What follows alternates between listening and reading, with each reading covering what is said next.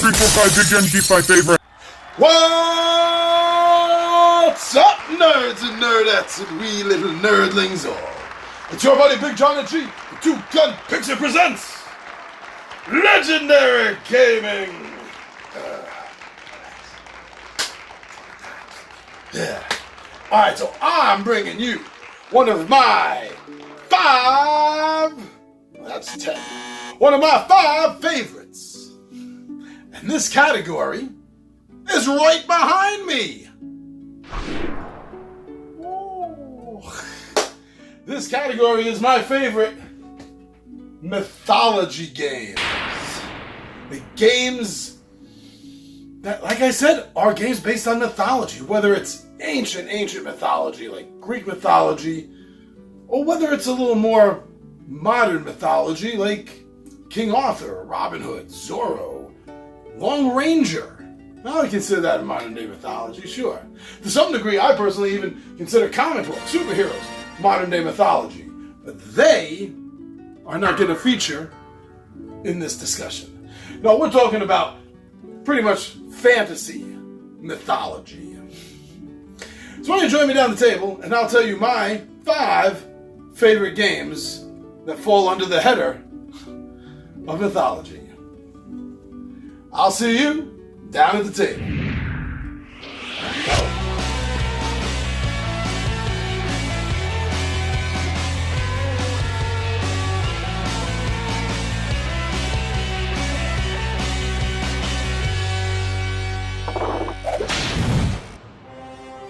Thank you so much, everyone, for joining me down here at the table so I can talk to you about my personal 5 favorite games about mythology.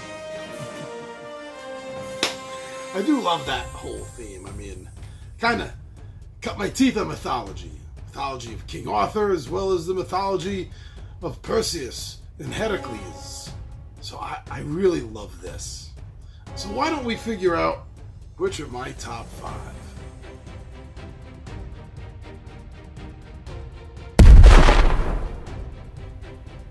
Coming in at number 5, coming in hot at number 5 is a game of, let's say, modern mythology. And that's by Shoot Again Games, and it's called Conspiracy. And I say it like that because there's an exclamation point at the end. Well, you know me, I'd probably say it that way anyway. So Shoot Again Games, and this was designed by Diane and Nick Sawyer, who are the creative geniuses behind everything Shoot Again Games. Now, this game is 2 to 4 players, ages 13 and up, and it's a quick play. It'll play from between like 20 and 45 minutes. And that's really kind of pushing it, that 45 minutes. Maybe if it's your first game and you're getting used to the rules, right? Then maybe close to an hour. But no, between 30 and 45 minutes is a good average runtime for this. Now this is, the theme. The theme alone is you're running around collecting conspiracies. And the conspiracies in this game are fun and recognizable. Things like the moon landing was faked, Hitler was cloned, RPG is devil worship. I mean, there's a lot of silly conspiracies in this game. Now, a fun aspect I like in this game is that not only are you collecting these conspiracies, but you're able to discredit the other players, giving it a light take that aspect to the game. Because right when they think they've collected enough of these conspiracies, here you are discrediting them, taking away some of their hard-earned work. It's a lot of fun when you do that. So, I mean, this is an easy to learn, easy to teach, set collection hand management game at its core. That's really all it is. And there is high replayability in this game. So with this replayability, this easy to learn, easy to teach system, and the setup time is minutes. It's minutes. And with the small box, it's easy to carry around. It's definitely one of my favorite to play and favorite to bring mythology games. tales. And I think it's fun that it's modern mythology. Because really that's what all these tales are about. The Jersey Devil and Goat Boy and Bigfoot. It's modern mythology.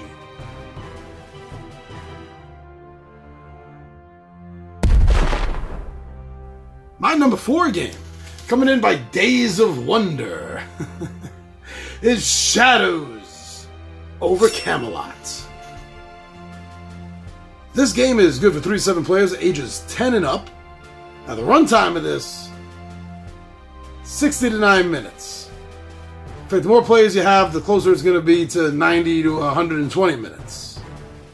But that's fine, because this game delivers a lot of fun, even when it's not your turn. But ultimately, I gotta say that, on a very personal note, one of my favorite aspects of the game is, come on, you're getting to play, you're getting to be a Knight of the Round Table. Come on, who wouldn't want to be a Knight of the Round Table, at least in a fantasy game? I mean, I really wouldn't want to live back then, conditions were horrible. But for a game, yeah, I would love to pretend to be a Knight of Camelot. Now, this game has a hidden traitor deduction aspect to it.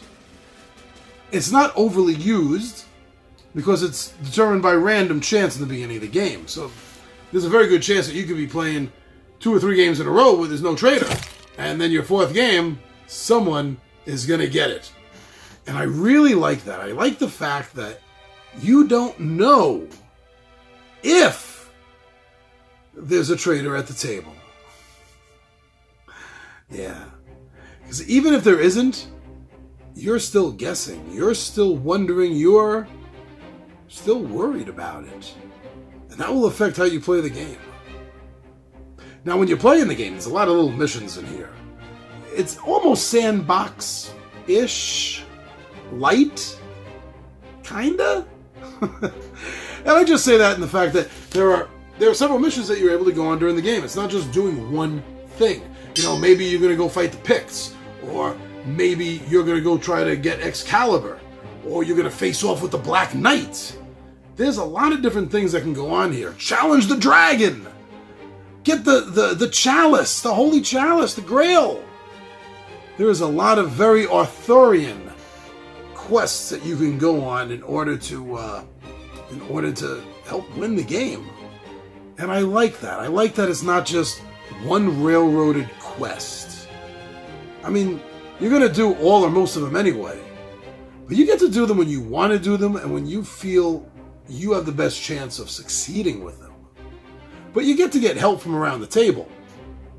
That's where the traitor or not traitor aspect really comes into play.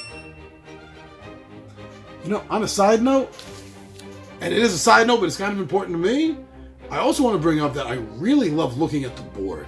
I like the way the board is laid out. I like the artwork on the board, and I love the aspect of the swords around the round table, going from white to black, depending on whether someone succeeded or whether the traitor caused foulness to occur.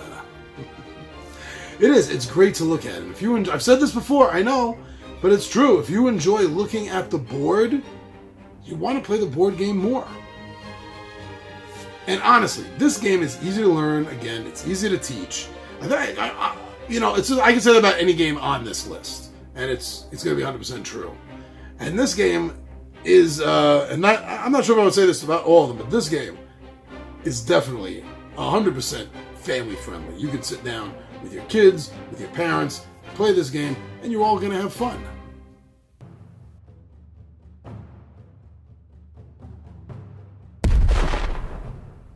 Now, my number 3... That's too many. Now, my number 3 game is actually by a company that's on this twice. And that's Osprey Games. And in the number 3 slot, we got Agamemnon. Now, Agamemnon is specifically a 2-player game. Head-to-head, 2-player game. And it's about the Trojan War. But it's a nice twist on the Trojan War. This isn't a miniatures game. This isn't a combat game. You and the other player are playing the gods, the deities of Mount Olympus. And you're using your divine influence to sway things, to move, quite literally on the board, the strings of fate itself, to manipulate whether the Greeks or the Trojans are going to win. The strategy level in this small game, and I call it a small game because it's easy to learn, and there's not a lot to it. It doesn't take up a huge footprint on your table, which is why I call it a small game. But the strategy level that you're working on in this game is honestly on the level, or pretty damn close to the level, of a chess-like strategy. The manipulation of these strings of fate and how you're manipulating the movement of the forces of the Greeks and the Trojans is very, very strategic. You wouldn't think that necessarily looking at the game, but trust me, if you like a strategy board game, this is it. And once you think you've mastered the game or you've gotten good enough at it, you can flip the board over. It's a double-sided board. This side has a variant that's a little bit tougher, a little tweak on the rules, but definitely worth checking out. Play a couple of the main games first, and then check out the other side of the board. And the last great thing that I can say about Agamemnon is it's from a company that has a great track record. Osprey Games has been putting out hit after hit after hit. And they've been working with some of the top designers in the field. And this game has that Osprey feel.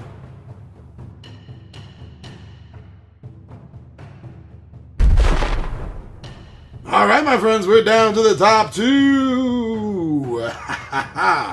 So now, I told you that Osprey Games has another game on this list. And that was in the number 3 spot. We're down to the number 2. Is it now? No. No, it isn't now, my friends. Give you a little spoiler hint for what's coming up then. Ooh, what could it be? Don't worry about that. We're worrying about the number 2 slot right now. And the number 2 slot goes out to a game by Common Mini or Not. Designed by Eric Lang. Of course, you've probably guessed it by now. Blood Rage. Blood Rage is quite literally explosive fun, my friends. And I say that because the 9 realms are literally, the world itself is falling apart around you. And by the end of each age, more and more of the land itself, the world, gone. Boom.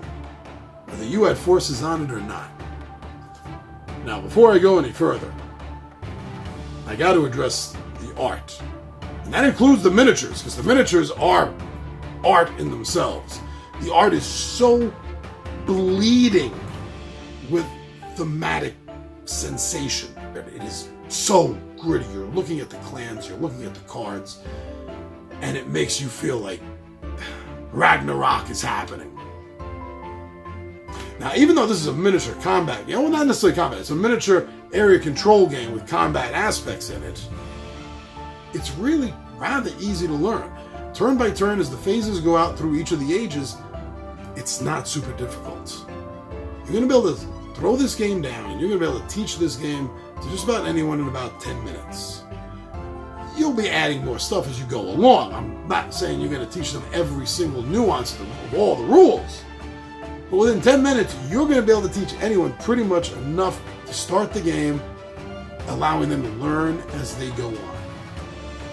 Cool Mini or Not fully supports this game with a series of expansions. If you end up liking this game, you can get expansions, including a 5th player expansion. That's going to add time onto the game, but it's going to ramp up the fun level. As you're playing this game, you do need to develop a strategy. What I like about this is you need to be extremely fluid about it. Turn by turn, you are going to have to adapt your strategy on the fly. And that is exciting. And what can I say? This is a Viking game, which means today is a good day to die. Because you're going to be scoring points even as your troops expire. The glory of going to Valhalla itself. And you don't see that in a lot of games.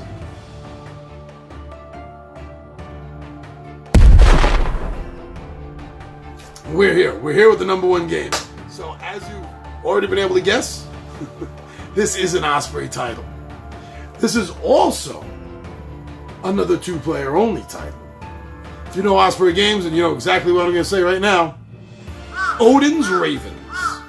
I've talked about this game before. You've seen playthroughs of it. We really love this game. It's a simple card game, 2 players, a racing game. Actually, it's the only racing game I own, where you're playing literally Hunin and Mugen, Odin's 2 ravens, thought in memory. And as the myth goes, every day he sends you out around the world, and you see everything, you experience everything, you come back, and you sit on All-Father's shoulder, and you whisper it to him. You turn it into a race and see who can finish first. And Loki, being the god of mischief, he likes to be part of things. He doesn't like to be left out. So he will grant you certain favors during the race. What's really great about the Loki favors is karma. That's what it is. Karma. Because what you do to the other player is going to happen to you when you get around. Because when you get to the end of your line, the 2 switch and go back. So whatever you do to affect your opponent's travel line, it's going to come back and bite you in the butt. Try managing that. I have a couple of times. It's not easy, but it's a great aspect of the game. Now this game is really fast and easy to learn. Put down cards, you play cards to go through the matching card. That's it. Play a Loki card sometimes, refill your hand. Loki cards never get refilled. Well, I mean, they get refilled, but they never get reshuffled. Really easy. You can have this game down on the table in front of a new player and ready to play in under 10 minutes. And that's including getting the game set up. By the time you finish setting up the game, which is only a few minutes long, the person you're with will understand the rules. You will have explained it to them within that time. Now, like I said with Agamemnon, this is a trusted company. Osprey Games has been putting out the hits. They're working with great designers. In fact, this game is by Thorsten Gimler himself, who created the original version of it. So this update is amazing. I love the fact that these hand management games, which this really does fall under, in this game, what you're really doing with your hand management is you're managing your race, your speed. Because you need to match the cards. So you need to collect the cards that you see in the row in front of you. But don't forget, Loki's going to be changing things up sometimes. But it's all fun, and that's why I love that game. And I gotta say, hands down, my personal opinion, I think Odin's Ravens is probably the best 2-player only game that you can get. And is also the #1 Mythology game. Alright, so that was my top 5 favorite Mythology-themed games. Did I miss one that you like? What should have been on the list? What do you think shouldn't have been on the list? Let's talk about this. Thank you very much, everyone. Thank you so much for joining us on Facebook, Instagram, and Twitter. Very cool when you head over there and you see what we're doing. Sometimes we need to head over there and see what we're doing. And we got a Two Gun Pixie Zazzle store, print on demand, with some really funny RPG-inspired gaming nerdy shirts, hats, mugs, steins. Check it out. And for everyone that's gone over, thank you. Thank you for taking a few minutes of your time just to see if there's anything there you like. Maybe there was. And if so, an even bigger thank you. But most of all, I think all the thanks has to come to every one of you that comes here to YouTube. You subscribe to our channel, you watch our videos, you like, you comment, and you share those videos. Thank you so much. And not just for me, I want to say thank you for every content creator when you share one of their videos. That's the best way to tell us thank you. Thank all of you, So that's the most important thing. I'm your buddy Big Johnny G. The Two Gun Pixie presents Legendary Gaming, and my friends, I am out of here.